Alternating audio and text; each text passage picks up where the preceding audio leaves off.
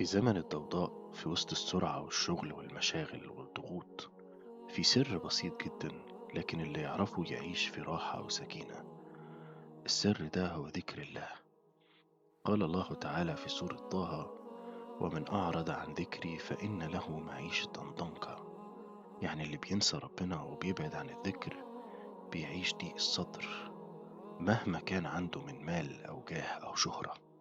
وفي آية تانية ربنا سبحانه وتعالى بيحذر: بسم الله الرحمن الرحيم: ومن يعش عن ذكر الرحمن نقيد له شيطانا فهو له قرين. يعني اللي بيعرض عن الذكر ربنا بيبتليه بشيطان يضله ويبعده أكتر وأكتر. وكمان ربنا قال: ولا تطع من أغفلنا قلبه عن ذكرنا. كأن ربنا بيقولك ما تمشيش ورا حد قلبه غافل، لأن الغفلة عن الذكر أول طريق الضياع.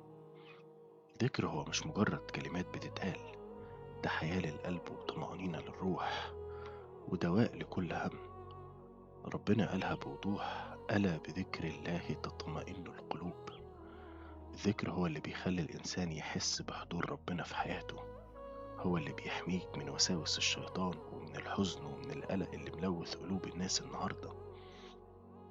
النبي صلى الله عليه وسلم قال: مثل الذي يذكر ربه والذي لا يذكر ربه مثل الحي والميت.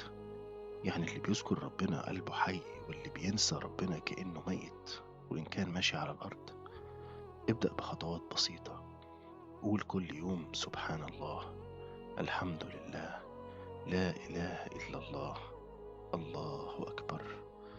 وافتكر دايما إنك لما تذكر ربنا ربنا هيذكرك. فاذكروني أذكركم. الذكر هو جسر بينك وبين ربنا، هو النور اللي بيطرد الضلمة من قلبك، هو السعادة اللي بتدور عليها في كل حاجة بس هي كانت قريبة منك طول